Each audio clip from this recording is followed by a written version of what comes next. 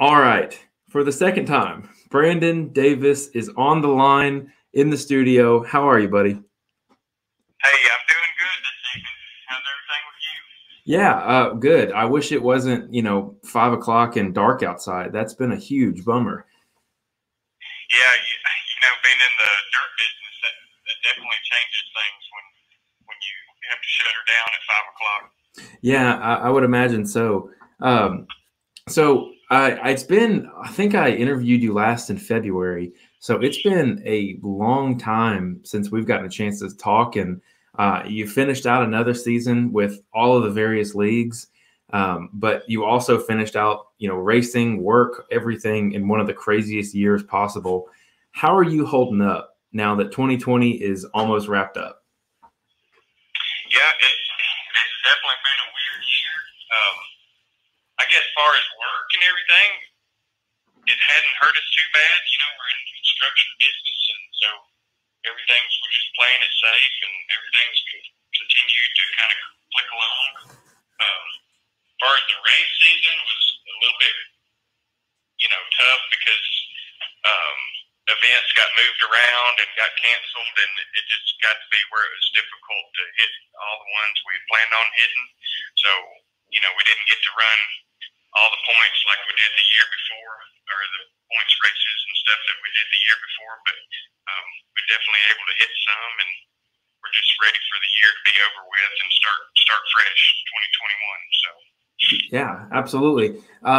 So tell me about the year, because the schedules did get bounced around quite a bit. It seemed like everyone tried to do the best they could, but it was a really weird year. Did you get to run all of the Southern Rock and Pro Rock and all the races that you ultimately ended up needing to? No, I didn't. I wasn't.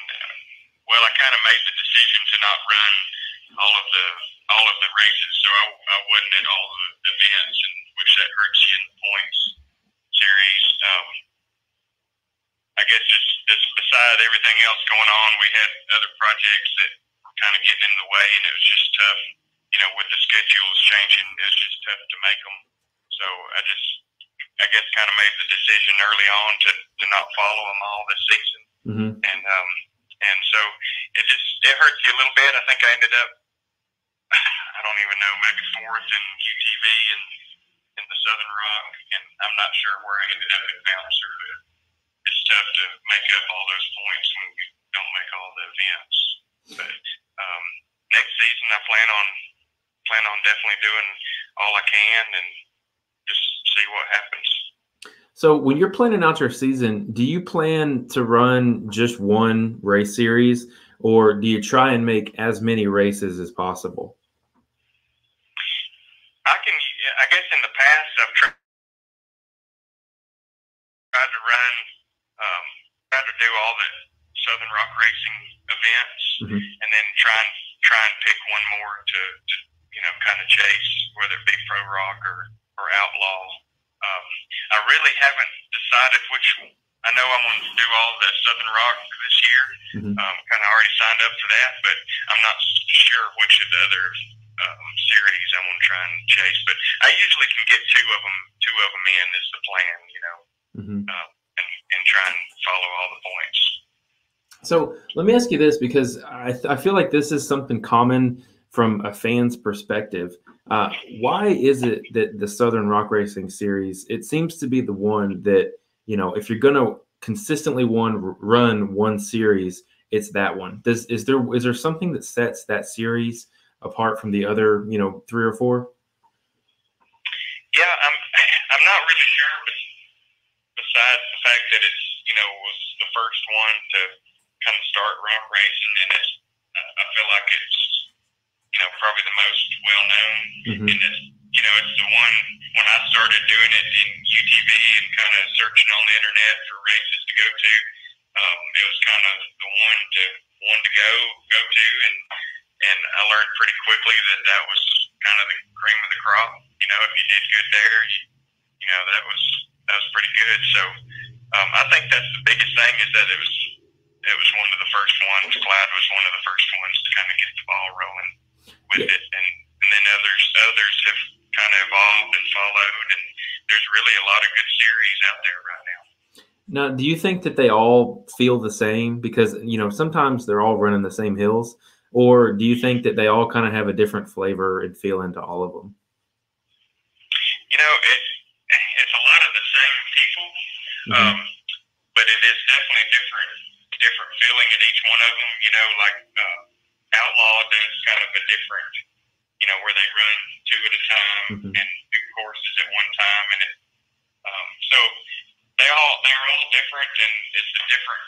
For some reason, the crowds seem a little bit different at each one. So even though you're racing the same people, they do all have their good parts and bad parts, I would say. Yeah. Hey, Brandon, you sound like you're just a little bit away from your phone. If you don't mind, can you try and give me one more test a little bit closer? Yeah, is that any better? That's a little bit better. I can go down here and see if I can get an earpiece.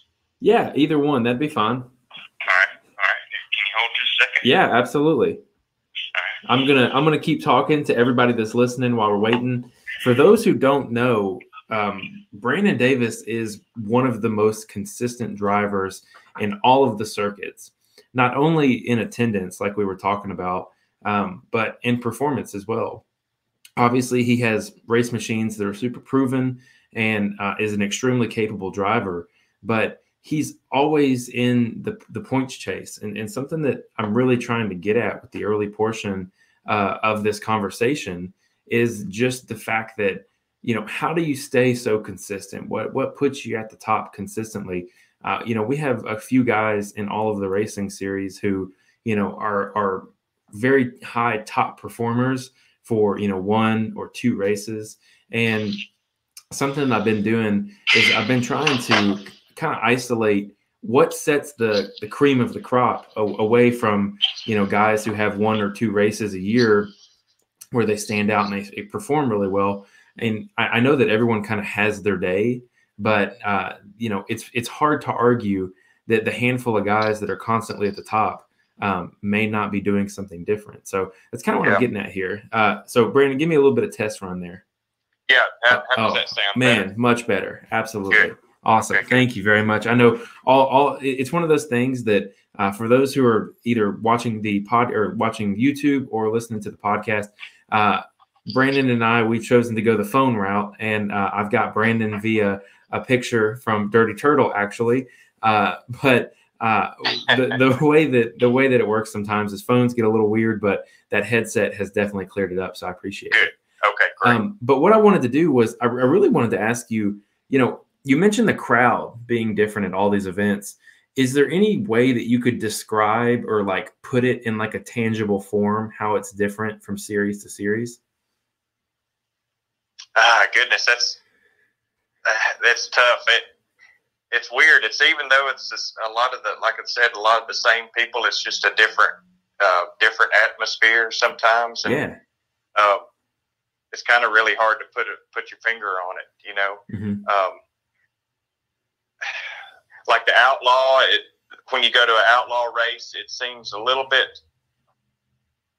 maybe a little bit more family type people there. You just see a lot more kids, and just seems a little bit more family oriented type event. And I'm not so sure why that is. It just seems like that's the case. But I don't know really why that is, to be honest with you. Yeah, well, I think that I was listening to the Point One guys, who are the former Outlaw guys. I was listening to them do an interview this week, and it's so funny. Half the conversation they had was talking, someone, was talking about, hey, I can't wait to go see someone's grandmother and this and that. And a lot of the conversation topics even reflect, that family feel. So that's really, kind of what I was trying to quantify is, it seems like Southern Rock is, it's like the NFL. You have like it's the cream of the crop. It's performance. It's very competition driven, and then you have Pro Rock, which seems to be like the whole idea of like go big or go home, like just balls to the wall. And then you have Outlaw, which really does seem like a family environment, and the guys I think that are promoting that I think if you look at the guys who promote it, that reflects the promoter, if that makes sense. All of them, they all kind of fit in their own niche, and they've made their own niche really special. So I think that that's pretty unique to be able to do that. But anyways, enough about Racing Series. I want to hear about you. How did 2020 go for you? Any mishaps, any high moments, anything like that? Yeah, I really didn't. I'm not so sure I raced as well as I felt like I should have or could have. I started out the season with a new buggy, the Hellbent, and with the season kind of getting chopped up, and I missed, the early season events. I don't know. I never felt like I was on my game. Not sure why that is, but I feel like we had, like I said, we had some projects going on at work that were very, kind of took a lot of my time. So, you're working, and then all of a sudden you got to get into race mode. And usually I can do that pretty easily, but for some reason I struggled with that this year. You'd be sitting at the start line and you'd be thinking about other things, when your mind needed to be on racing. And that definitely affects your performance, Yeah, I would imagine so. It's so funny you say that, because I'm kind of going through, that a period like that myself, where I've got a lot of things on my plate right now, especially as the year end is closing, trying to get some things in line. And I've been doing jujitsu for the past year, and I was going to class last night. I was like, I'm gonna, just need to drop everything and not worry about it. And last night, I kid you not, I'm like in some kind of crazy headlock with my feet being broken and all kinds of other stuff. And I'm sitting there and I'm like, man, I got to get this work done tomorrow. And I caught myself. I was like, why? This is not the right time to be thinking about it. So I completely understand. And I'm sure it's even more difficult when you put in, drive time, prep time, and all those things. And then you're like, I can't with this mental hump. Right. But yeah, it definitely plays a big role in it. Like, I can even tell, like, if I'm, say it's Saturday morning before the race and I get a couple work phone calls, that might not be the phone calls I want to get, I can tell immediately that it's going to be an off morning. Yeah. So it's just part of it. Owning a business it's got its highs and lows, and that's just kind of part of it, and you just have to deal with it the best you can, Yeah, absolutely. And I think there's a lot of guys out there that feel the same way and are going through stuff like that all the time. But I think it's so important to see, guys like yourself kind of explain that they're going through those things as well, because it normalizes the situation for everybody else. Everyone else kind of realizes that it is an even playing field. Everybody's out there having fun, but at the same token, everybody's got work on the back of their mind. And I think that's something special when you can relate to the guys at the very top. And that's really what I ask you about is this season, you still consistently, even though you said, you kind of had an off season, if not, but you still consistently in the mix, always there, always present. I want to ask you, we'll look at Southern Rock, for example. You guys went to a few different parks that you normally don't go to. What did you think about this year? Courses, bouncer courses, UTV side. Did you have a good time, or is it different? What are your thoughts? Yeah, we did go to some different places. The Indian Mountain in Piedmont. I think that place has got a lot of potential. It seemed like a neat park. It was their first, race event. I think that it could be really a nice place. They, if they'd open it up and get it to where the crowd could see the hills a little bit better and that type of thing. But I do like going to different parks. It kind of evens things up when, if we go to a place that we've all been to 5 times, then we kind of know what we're going to be climbing and know what we're going to be doing. But when you go to a new place, it's a new hill for everybody, and it kind of levels things up, a little bit. And we always enjoy going to different places. Yeah. What did you think about Hollerwood? Because that was a new place for this year, and it was very uniquely like set up for spectators. I thought it was really neat. Yeah, I did too. I thought they did a really good job with it, and the hills were a lot of fun.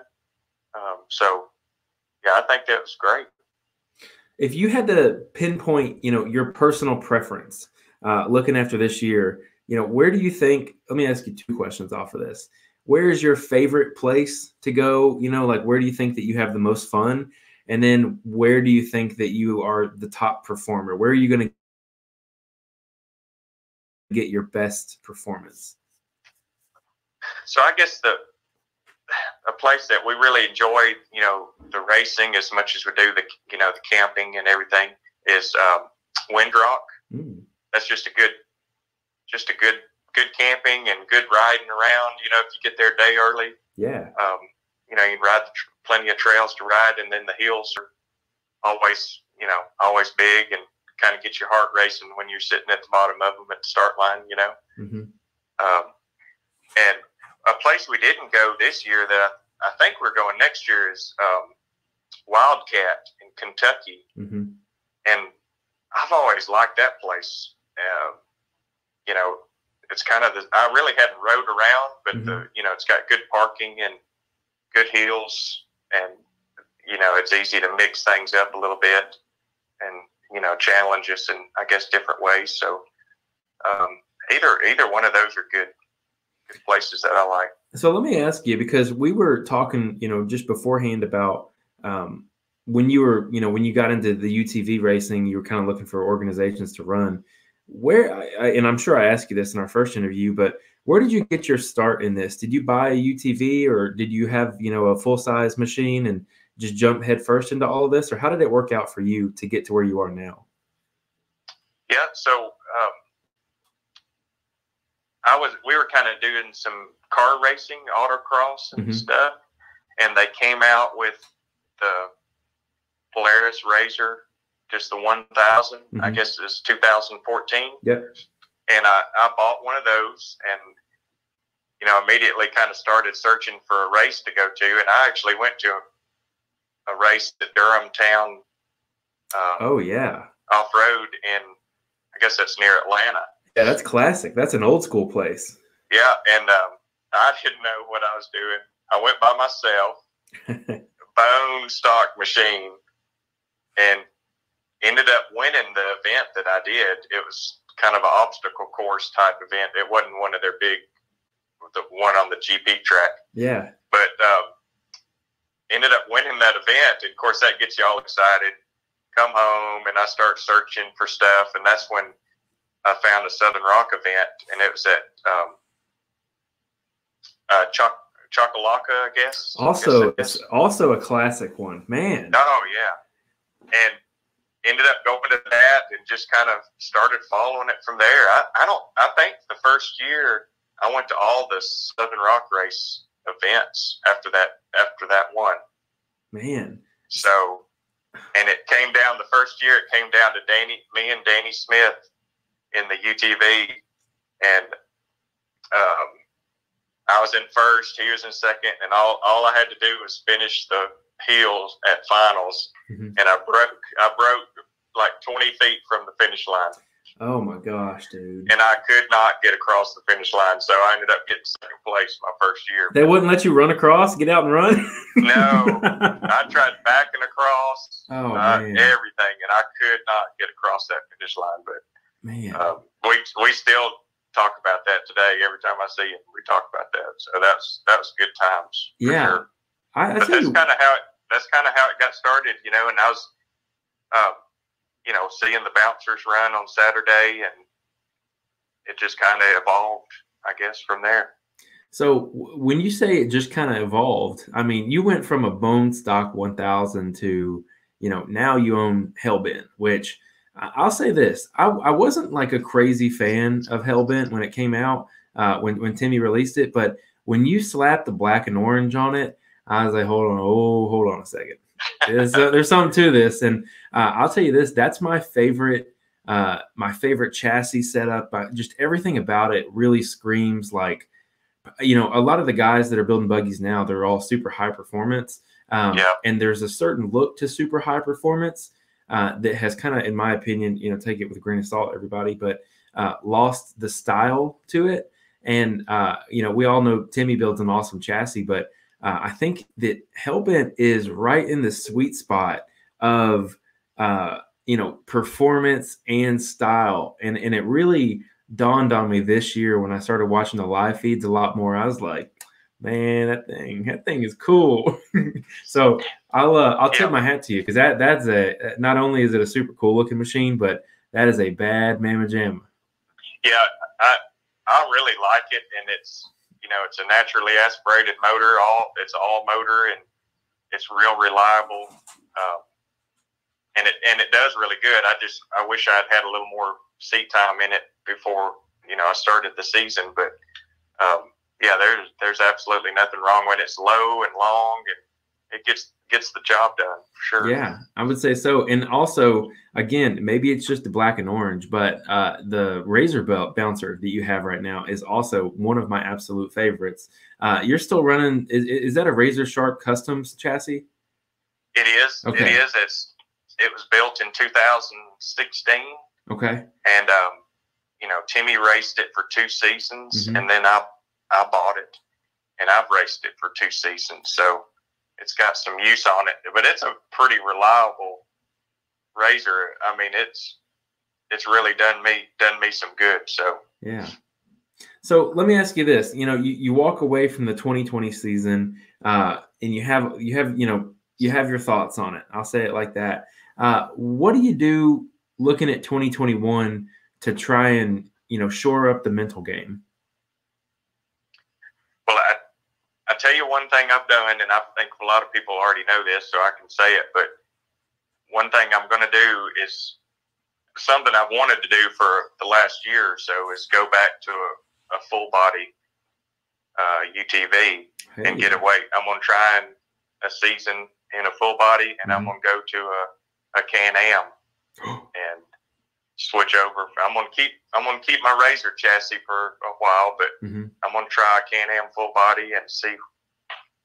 For some reason, and I don't know what the reason is, but like I feel like I feel more comfortable most of the time in a full body, and I'm not sure why that reason is, but we'll see what happens, I guess. Yeah. So that's, I mean, so most of the guys and girls who listen to the podcast are, you know, all across the board, but I personally am in a UTV guy, and I'm always interested to see that conversation. Now, again, I say it all the time. There's so much content gets put out there with everybody. I don't always get to see it. So I'm a little bit like behind the ball sometimes.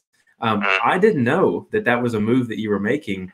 I think that's a really interesting one, because I think that the Can-Am and the Razor, they both drive differently, but I would say that, you know, going from a full body Razor to a full body Can-Am is a very drastic change. Whereas the, you know, Razor buggy to a Can-Am, I feel like those are, you know, still, it's definitely a change, but it's a easier change or a more direct change, if that makes any sense, because I feel like a lot of the characteristics of what the Razor buggy tries to do is what Can-Am is, is really good at already doing. Yeah, I agree, and I've got a buddy of mine that comes out and rides at the farm some, and I've gotten to run his and play with it a little bit, I guess, earlier in the year, and it's a night and day difference from, you know, I guess, you know, it's not night and day. It just does things that a Polaris at this current time, you know, does things that a Polaris does not do. The suspension is a little bit better, and, you know, the wheelbase is longer on a Can-Am, and it's just got a lot of, I guess, attributes that make it, for what we do, make it a little more better, you know, better for the racing scene. So I'm excited about it. I've already got it, and it's torn down to a bare chassis, and I'm kind of going through it and, you know, getting my parts ordered and going to build it back up. I'm going to try and make it where I could also do some of the endurance stuff with Pro Rock. Hey, you know, I didn't do any of that this year. Mm-hmm.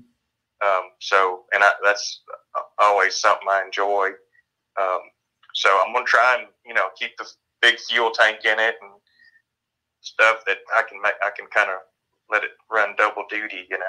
So that's crazy. So let me ask you this: I have so many questions because this is so new. I didn't expect this.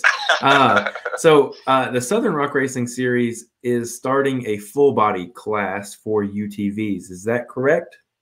That's right. I signed up for last week. I signed up for the full body class and I guess the pro classes. I'm not sure what they're calling it, but gotcha. Basically what we ran this year.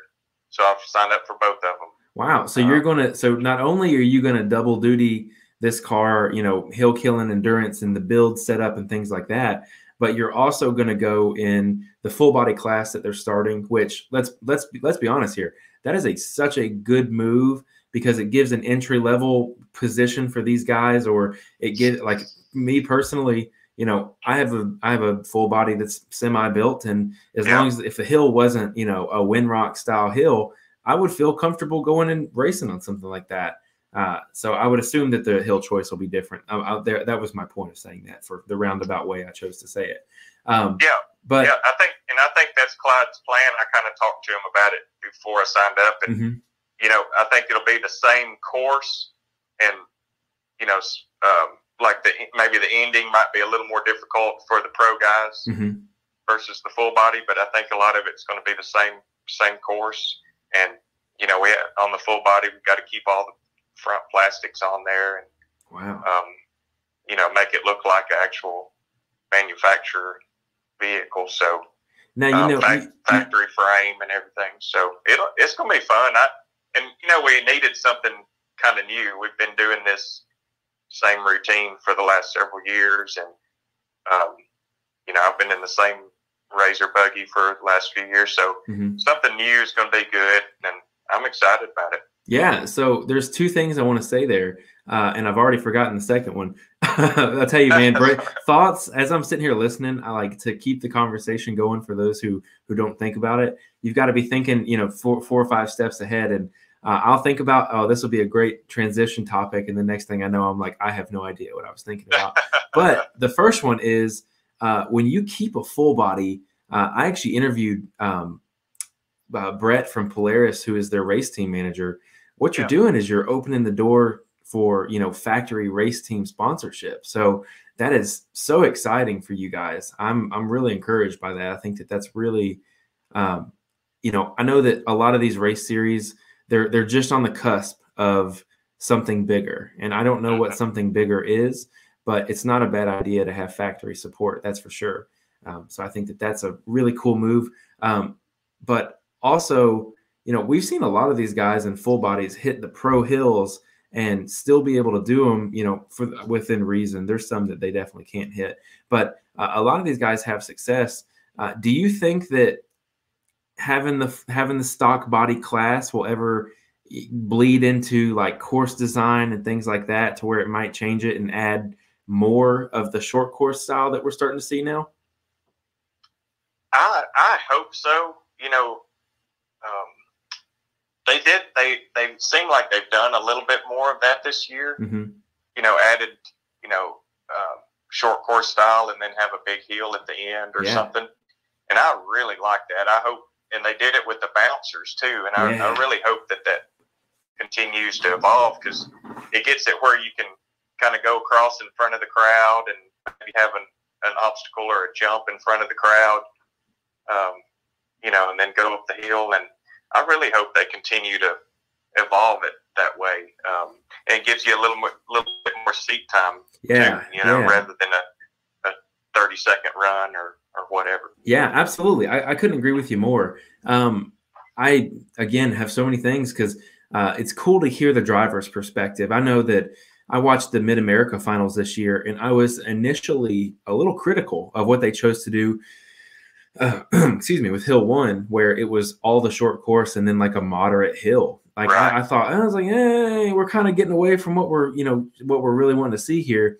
And then when we went to Hill 2, I was like, holy cow, you have this huge contrast of short course, and then all of a sudden you have, an almost unclimbable hill for, 80% of the racers out there. It was really a really great. The thing that I think that will separate everybody from the like, I'm running a lot of words here. I'm trying to slow it down. The thing that will separate, one league from another is having all of this diversity. So I was really excited to see, a big emphasis on the short course in Hill 1, and then Hill 2. It was like, you still got the short course, but you also have this behemoth of a monster at the very end. So hats off to them. But I'm interested because, you as a racer said you look forward to that. You guys are normally, hill killing pretty much only has been kind of how it is. Are you moving away from your bouncer chassis because of the integration of the more short course style? Do you think that that's a better move, or is it something different? I don't know that I'm really doing it for that reason. I just know that, like, if I've got a Turbo S that I ran in the endurance stuff a couple of years ago, and I keep it at the farm. And so if I get in it and I run a lap, and then I get in my chassis and run a lap, for whatever reason, I do better in the full body in that type of stuff. And I'm not sure,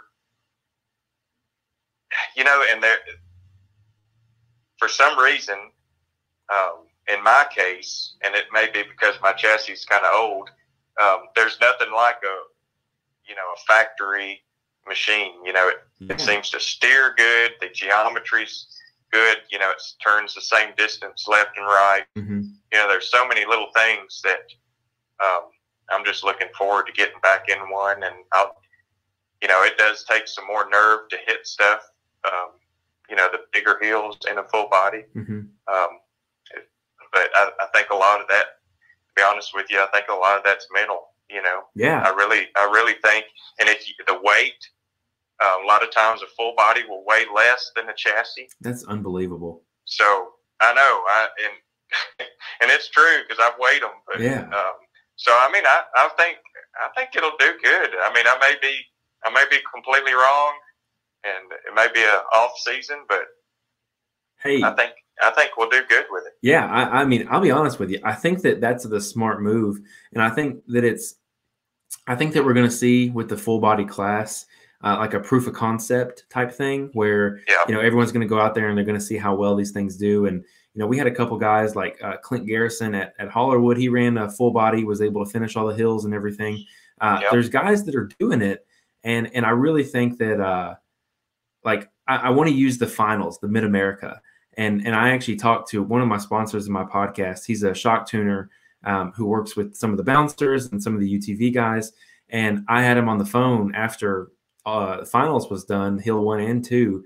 And I was like, man, what do you think about watching these cars go over the whoops?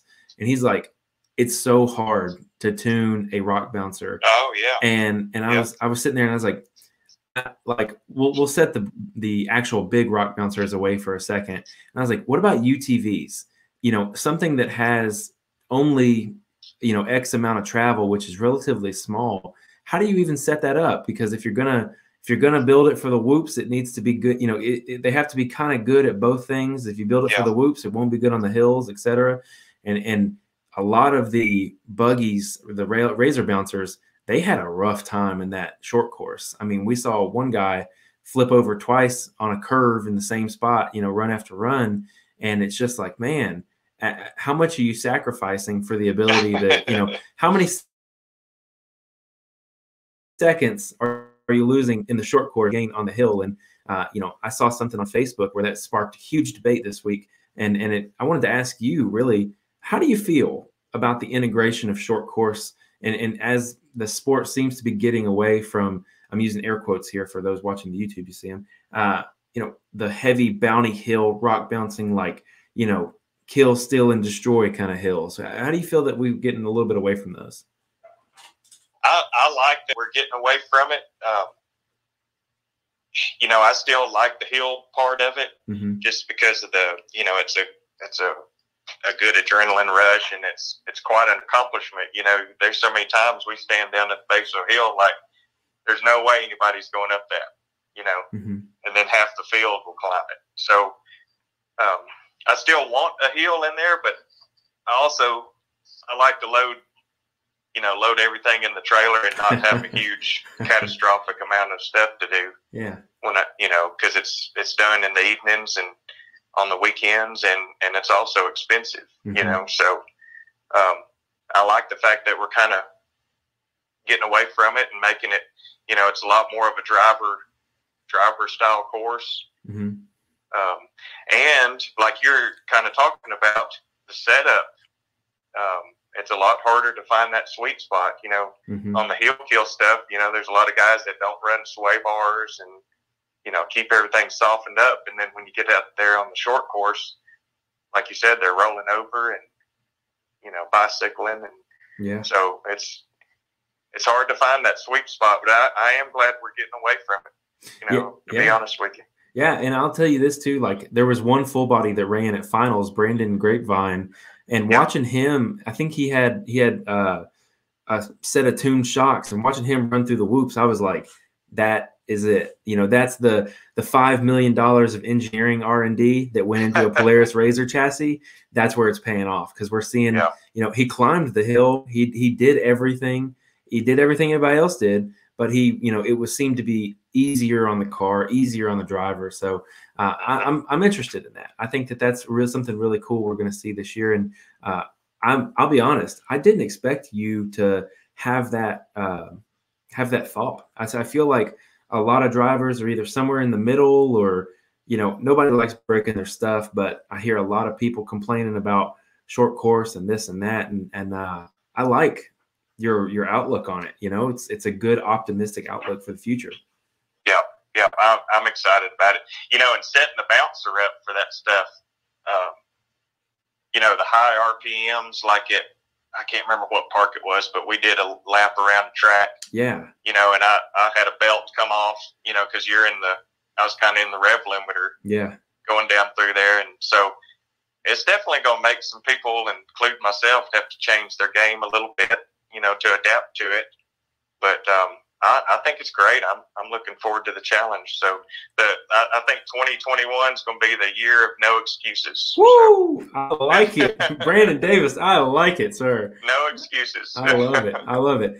So let me ask you, you beat me to it. I was just about to bring up the bouncer side of it. Obviously, I forget the name of the park where you guys ran that loop and had a real, almost a hairpin turn.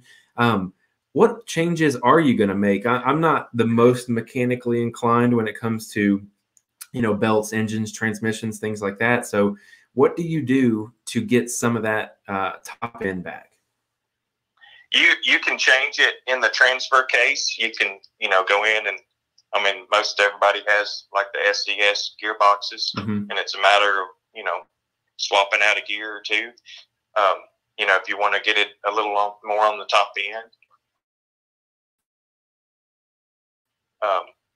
But Timmy's done a good job of playing with those ratios and getting them, kind of in the sweet spot.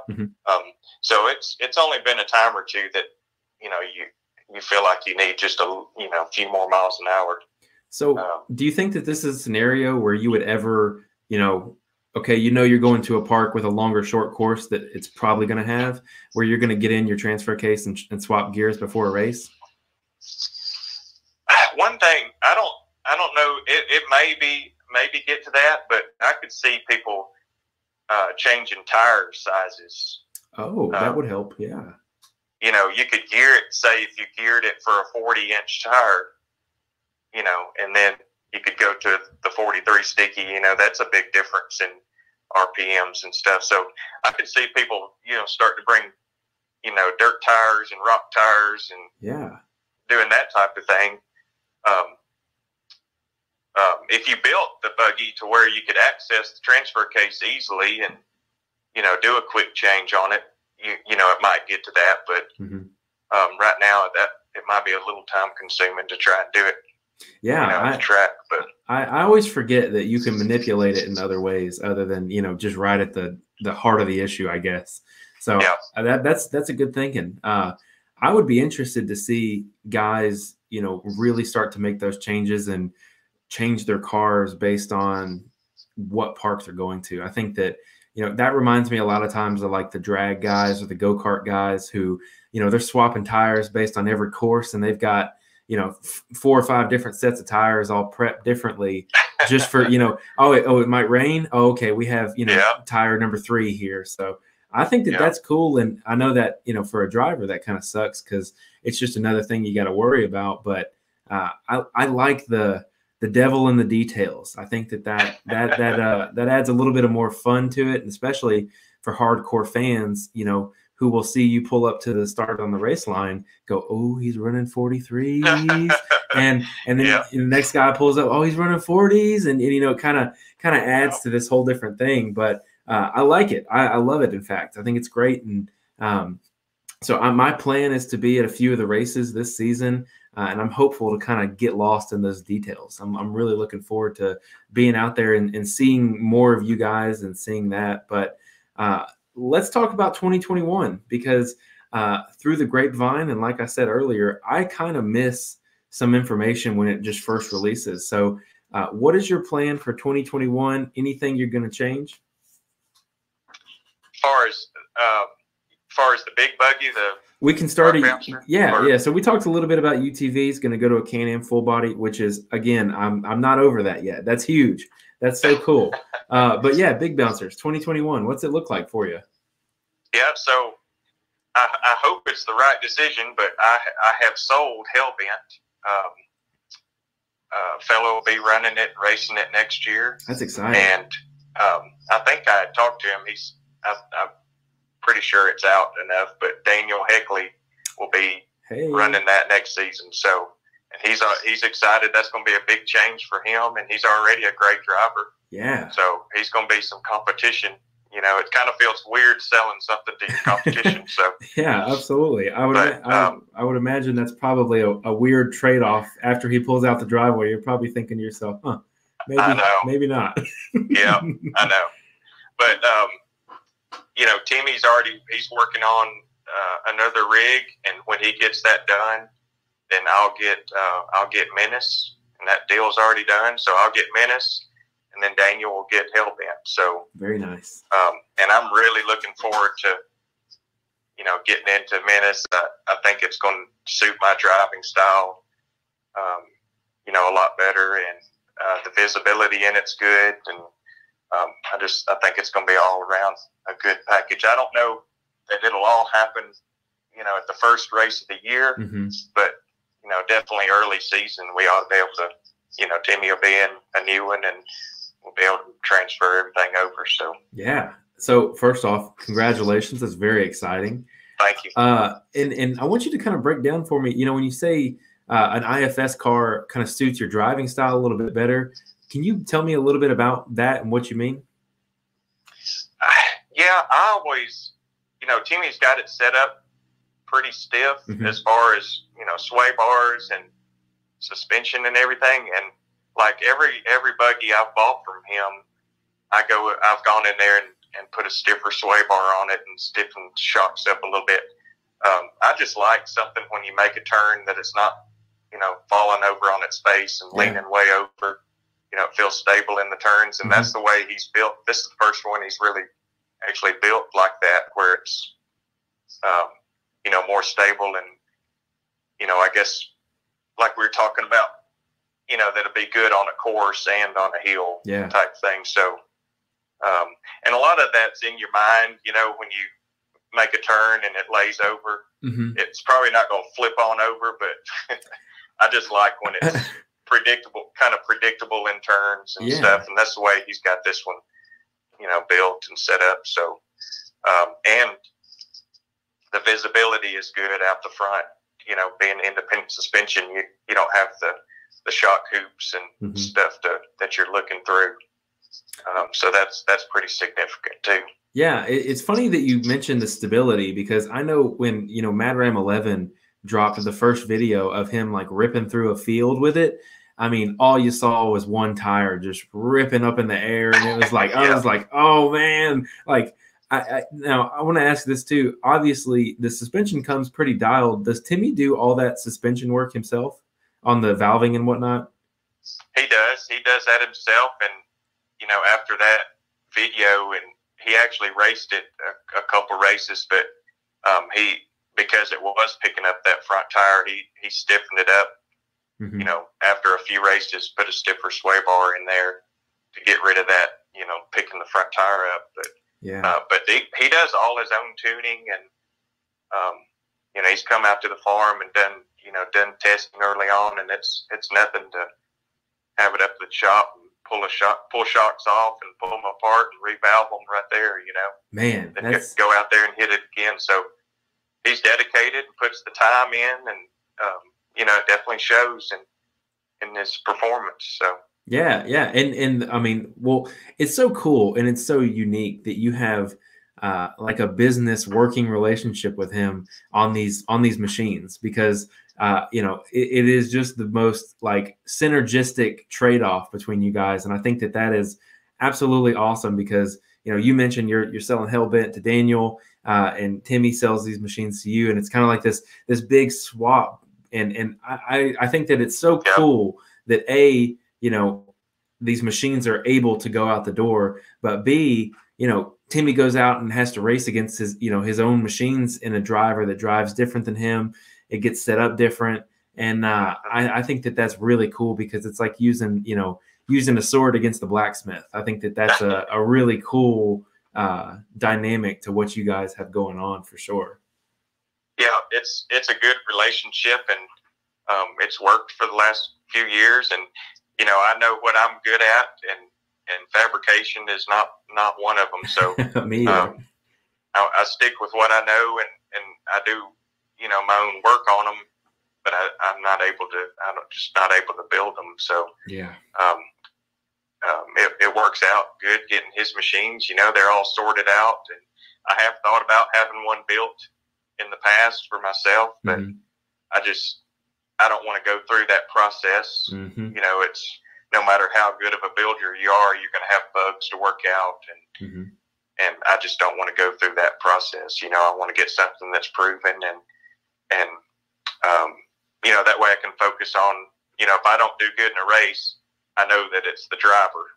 You know, it's not the buggy kind of thing. So you're not trying to chase problems in the machine. You know, just work on be a better driver. So let me ask you this then. You know, as you get a machine that's kind of sorted out, you know, you do have a little bit of a different driving style than Timmy, I believe, to some degree, as you mentioned earlier. Are there any immediate adjustments or things that you have in mind that are going to be like, maybe I should, you know, give it a run like it is, and then I have this in mind that I might change already? That one, he took off it had a front sway bar on it that he ran earlier in the season. He took that off, and that's something I'll probably put back on just to see, you know, and do some testing and see. You know, and that may be something like we were talking about earlier. It may be something you keep it in the trailer, and if it looks like it's going to be a course style deal, you know, you throw it on and run the event. So, but I would think I would at least put that on just to see how it did. And, you know, it may not be good for a big bounty hill, but I feel like it would be good for a lot of our hills. So, yeah, I would have to agree with you, especially, I mean, you brought up Wildcat earlier. I went back and looked at some of the footage of Wildcat. I'm hoping to be at that race this year. It seems like a lot of these races, you know, like Windrock, I feel like, you know, the big long climbs where you could just mash it and not necessarily, you know, you can kind of skip across the top. I think that you would definitely want that kind of stability for sure. So that's interesting. I like where your mind's going. Have you thought about any other advancements? Like, I know that, you know, everybody wants to throw their 2 cents in everything. And I know, you know, when you ask, like I do, you ask the world, the internet full of trolls, what's next? What's going to take these cars to the next level? A lot of people, including myself, have mentioned portals. Have you ever, or is that in your mind at all about making that machine a portaled machine? No, it hasn't. And I really don't, to be honest with you, I haven't looked into it, you know, very much to know. I know the axles that the Pro Rock 80s that Timmy builds are, they've proven to be bulletproof, and once you start doing portals and doing things like that, it adds so much weight, to the machine. It does make it easier on the drive line, but if you think about it, he hadn't, including myself, I haven't had any drive line issues, knock on wood, on the buggies. Or when I first bought Showtime, I smoked a tree and had a drive line issue, but that was my fault, so. Yeah. Huh. But there are some guys, in fact, a buddy of mine just had a buggy finish that's got portals. Wow. And, it's high horsepower, but I think it just depends on what you're going to do with it. If it's a full blown race machine, I'm not convinced that's the way to go. Now we're seeing a lot of the King of the Hammers cars come out with portaled IFS. Well, are you familiar with Jordan Pellegrino and the Genrite car? Yeah. Okay. Yep. Perfect example of kind of what Menace is like. I think it was probably the first iteration of what that car was, where that bulkhead and whatnot came from, if I'm not mistaken. Portaled machine, to me, I'll be honest, I say this a couple times every podcast. I feel like that's the future right there, is that level of technology. And Jordan's got my 4,400 vote for the next 5 years or something. Because I'm fingers crossed. I hope he has a good day, man. Because I really think they've got something figured out there. They're not they're not super ATV, portals that are gonna get, not gonna let you go 70 miles an hour and get trashed on a hill. But there's something to that. Yeah, it'll be interesting to see the reliability on them, and I mean they'll definitely get tested at King of the Hammers, Yeah. And think of the ground clearance, that's what I'm saying. He can straddle a lot of stuff.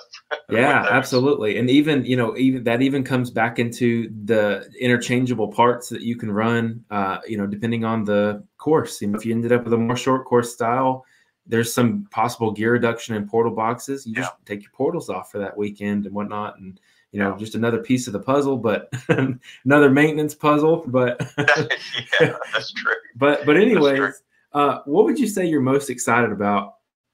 As you're getting the off season, if I understand correctly, you don't have Menace yet, correct? That's right. Okay. I won't get it until his new one is done, and it will probably be within a few races of the next season. Okay, cool. So, and I'm keeping Hellbent until that. So. Okay, gotcha. So it'll be a synchronous trade off all the way down. It'll waterfall down. Yeah, that's exactly right. Okay, cool. Well, while you have this time during the off season, if you want to call it that, we really have 2 or 3 months maybe. Are you doing anything cool, anything off road, or are you just taking a break from it all? No, we'll ride at the farm. Like last weekend, I went up there Saturday and rode. I keep Showtime up there, and also have the Razor Turbo S up there. Mm-hmm. So we'll ride. Thanksgiving, or the day after Thanksgiving, had a few people up, and we got Showtime out and played around on the race hills. So I do stuff like that, when the weather cooperates. Yeah, right. So when it's not dark and 30 degrees. Yep. And then this Can-Am, it's going to be pretty time consuming. Mm-hmm. Just because I'm able to work on it just a few hours here and there. So that'll kind of be time consuming. Then you've also got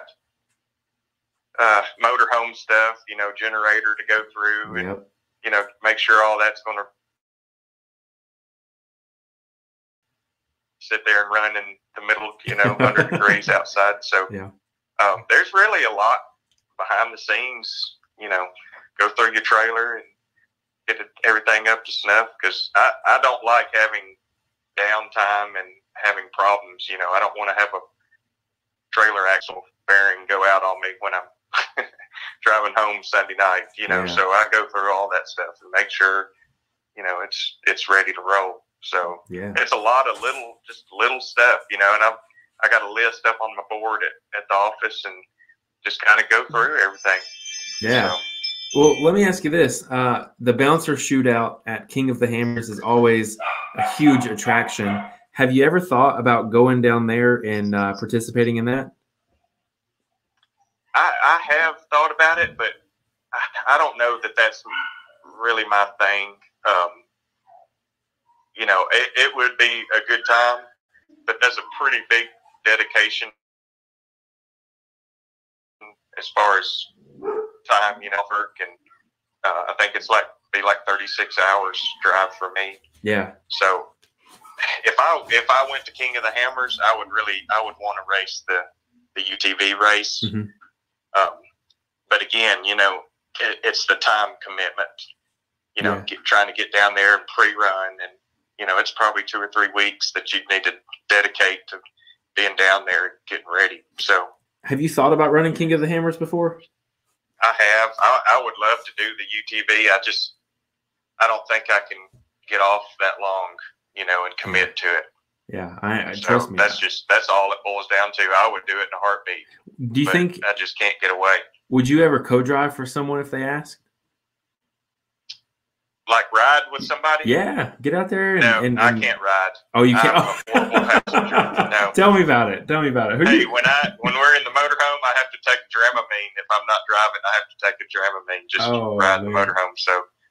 Oh man, I understand. If that makes you feel any better, I understand. I feel like a lot of people, I'll bring people with me to go razor ride, and maybe they haven't been before, or maybe it's one of my buddies, and I feel obligated. Hey man, why don't you drive for a little while? Let's have some fun. And every single time I'm on the verge of having a stroke because I can't handle it. I hate it. I have learned just to not bring anybody with me. That has been my saving grace. Is if no one's sitting over there, I don't have to worry about it. So it works out. Well, I had a couple years ago. I did the survival races with Pro Rock, and I had a racer that was going to co-drive with me, and I won't name his name, but he got in, and we were going to pre-run, and he made it about a half a lap. And he said, I got to get out there. I can't ride. He had to walk back. He couldn't even ride back. So it's not for everybody. And I really don't know how those guys do it, like the rally cars and stuff where you're looking at notes. And oh, yeah. There is no way I could do that. Yeah. So like having seen what endurance racing is here in the woods, and then you watch videos of like the in cab and the out of cab of rally guys come around the corner. Yeah. Listen, I don't get it because you're not only you guys super skilled and all that stuff, you're just ungodly good at driving, whatever you may be, but you don't have a fear if it's your day. Like if it's your day to go, you're just signed up and you're ready to go, and it's fine. And if you're gonna go, you're gonna go well. It's to me that's probably the pinnacle of like adrenaline driving. I talk to bouncers, drivers all the time. I'm like, you guys are nuts, but that's a totally different, special kind of nuts for sure. Yeah, and I can tell as just over the last couple of years, as you get older, there are things in the back of your mind. What are the consequences if I don't make it up this? Yeah. You try not to think about it, but as you get older, it is in the back of your mind. Yeah, man, I'll tell you this. I'm young still, and I think about it before I even get to if I know I'm going to ride this park, and they've got this one hill that everybody's going to want to go up, and I'm sitting there thinking, A, is there a bypass trail? And then B, how many people are going to think less of me when I do take this bypass trail? And C, do I actually care? And every single time it is, I'm taking the bypass and I don't care. So I fully understand. So I grew up with my mom. She worked as an insurance agent for 30 years, and she did a lot of insurance claims. And I think she put something deep in my brain that will never go away. So that's funny. I understand. But anyways, enough about me, enough of my stories. What's got you excited? What are you excited about as you look forward to next season? Just across the board, what's got you excited? I would think first off is having a new UTV to run, yeah. and then pretty early in the season, having a new buggy to run. Anytime you can kind of start fresh and like that is always exciting, because I've raced the same UTV for a few years now, and it's got its little quirks, and you just get the itching for something new. So I'm excited about that, and I'm excited about some new parks and what they're doing at Mid America. The week long, I guess, East Coast event.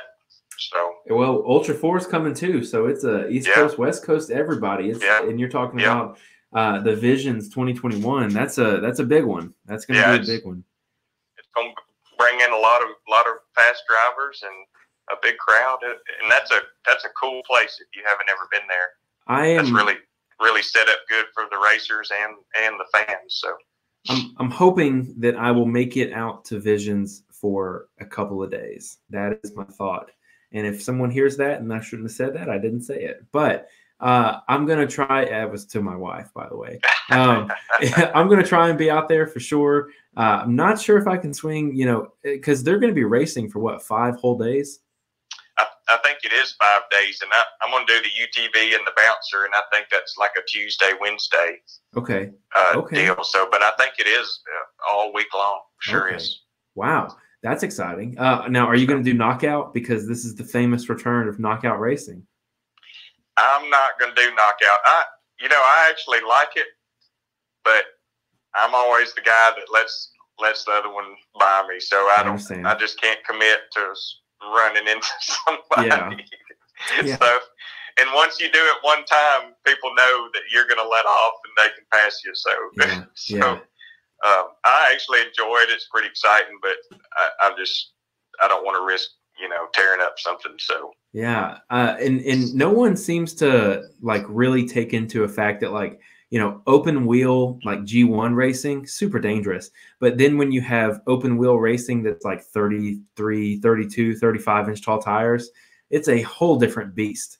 Cars go flying and parts go everywhere, and it is no joke when 2 tires meet together. So I understand your hesitation there to really want to, bang metal with somebody else, because there's no good result.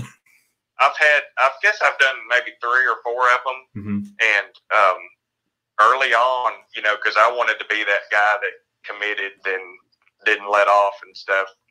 And so if the guy next to you has that same level of commitment, I've hit tire to tire and tire to buggy, and it is a lick. I'm talking about most of the times it's a sideways impact, so I mean it knocks the stars in you pretty good. So it is definitely like hitting a brick wall for sure. Man, I hope I can be there to see it. I'm more than excited about that. I think that's going to be big time stuff right there. Man, so 2021, excited for Visions, excited for the regular race season. I've looked at the schedule. It looks like we're going to, some of the parks that they went to last year.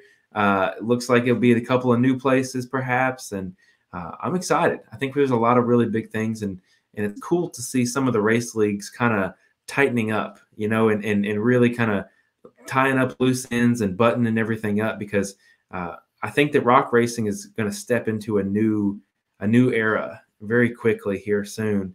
And I want to get your thoughts on that before we close it out. What do you think comes next for the sport? Are there any changes that need to be made before we make that big leap, or how do you feel about it?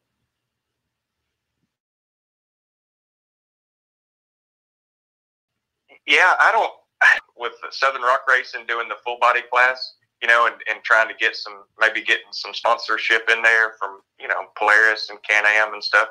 I think doing things like that is going to be good. I don't know. I feel like we're adding some short course style stuff. That's exciting for the crowds to watch, and, makes for good live TV. I think things like that are good.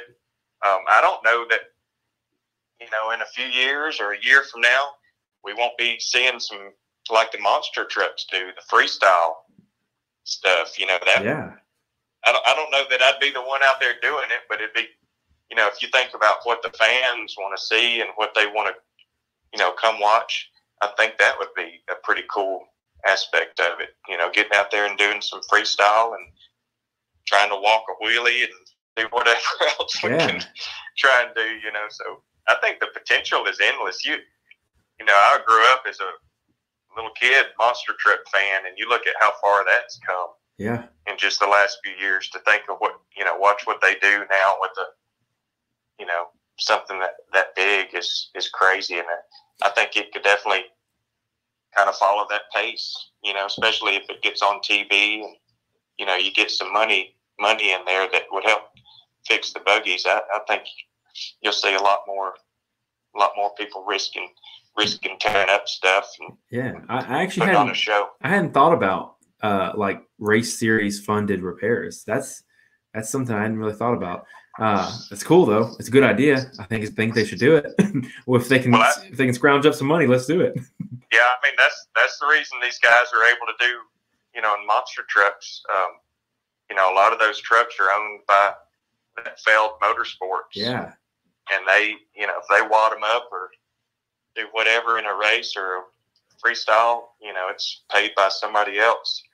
But I know it's a trickle down effect. They get more of a crowd and get more people there. So, but yeah, if there was some funding in there where we didn't have to, come home and spend $5,000 on a weekend, that would be huge. Because I know I definitely can't quit my day job, to keep racing. That's for sure. Man, that's awesome. So I love that because again, it just lifts the veil and it makes you guys human to these guys who may not always see it that way. And I love that. To humanize the driver is absolutely necessary. And that actually leads me to the last point I had for you. I know that in the Southern Rock Racing series, I think they're doing like driver cards. I forget what they're calling them, something like that this year. And I spoke with Bree when I interviewed her, Bree Molitor, who is the one of the hosts of Hillside Live. I mentioned to her, I was like, if I could get a baseball card of, the seasoned drivers, or if I can get a baseball card of these guys, I think that this would be something so cool. And, I would have them up in the studio and this and that, but, a lot of these guys would collect them, and I would love to see like stats and we can make up stats if you want to make up stats, or, whatever we want to measure, you could have these and have the drivers on them and pictures of the buggy. And, I think one of the cool things I may have used you as an example, or I may have been off air. We talked about it. I was like, imagine if you had the Brandon Davis card and you had it for the last 5 years, and, you had a Hellbent, you had a Showtime, you have a Menace. And I'm like, I'm sitting here thinking, I'm like, these become, collectible. Yeah, exactly. And because, it doesn't exist after that season. And I just think it's something really unique. And when I interviewed Ricky Berry from RCV, he mentioned that, the Monster Jam route is a possibility for these drivers and for the teams, about how it's not necessarily Brandon Davis racing, but it's the day where it's Gravedigger or Screaming Blue, and you start to kind of make these vehicles and these drivers into icons. How do you feel about that moving forward? And is that something that you think would help this whole thing, is to build these team icons that would help the fans kind of associate with? Yeah, I think anything like that's pretty cool. They did something similar several years ago. They made up some little driver info cards, just had our information on there and what we drove. And, you give that, you sign that and give it to a little kid or something in the crowd. Yeah. I mean, that's big time, and give them a little neck hug or something, and that's just, I think would be huge, just to kind of get the crowd and some people to be able to relate to the drivers, Yeah. But we made some decals up, Davis Racing decals up, and hand them out, and anything like that, those kids just love it. Yeah, I think that's awesome. And I started keeping up with the sport probably when I was 18 or 19. And I'll tell you, if I had come to a race and just hanging out and, the drivers walk by and say, hey, man, how are you doing? I would have been, 18, 19-year-old like, that is so awesome. Like that's just so cool to get a chance to kind of break that barrier. Because I know, a lot of times I want to say the past, and I mean, further back than recent times, a lot of times drivers are just working on their car and just staying in the pits and stuff like that. And we've seen over the past year or two, drivers interacting more, doing more interviews, things like that. And I think that it is awesome because you drivers, whether you know it or not, you're starting to build these followings like football teams. And, everybody wants this guy to do good, or everybody is cheering for this guy, or they know his story. And I'm excited because, I want to see you guys be set on these little pedestals and have, Davis Racing t-shirts and for you to be able to look out and see, like there's fans here for me. Right. I think that that's a really, it's not only unique for you, but it's really good for the sport because it breeds these, like almost like a tribe mentality. And, psychologically, if you do like a psychological study, that definitely breeds involvement in something for sure. So I think that that's a really cool pathway that we can go down as a collective sport. Yeah. And you think about where else can you go that, you're allowed to go down in the pits and hang around the buggies and, every other motorsports event, you'd have to have a special pass or special permission or something. But to be able to walk around and meet the drivers and see what they're working on and everything, it's a unique sport. You're not going to find it anywhere else. Yeah, I couldn't agree more. Well, Brandon, that's pretty much all I had. Is there anything else that you want to talk about that we didn't cover? Because I've stolen an hour and 15 minutes of your night. No, I think, we covered a lot of stuff. I hope we can put on a show in 2021, and I'm just excited about, February can't get here quick enough. I think our first race is the end of February. So yeah, I think it's actually February 19th. So you guys are going to be up and ripping in Texas, and you guys enjoy Texas because I will be back in Tennessee for that one. I know that's a long haul. That's about 12 hours. Woo! So, yeah, it is. It's definitely not close. So I'm happy that the live stream exists for that one for sure. There you go. I know that I'll be watching it. I'll be looking forward to seeing you as always, and I know the rest of us will be able to cheer you on from wherever we're at. So I think that's awesome, Brandon. Where can people find you on social media where they want to keep up with you? So we do have a Davis Racing page. It's Brandon Davis Racing. So go on there and like our page. I don't update it as much as I need to. My wife's in charge of that. That's another goal for 2021 is to try and do more post and interaction with that. And look us up if you ever come to a race as a fan. We'll love to talk to you and love to meet you. Sounds good. Well, Brandon, I'll close out the interview here. Stay on the line with me. Okay. Everybody, Brandon Davis, thanks for being on the show, buddy.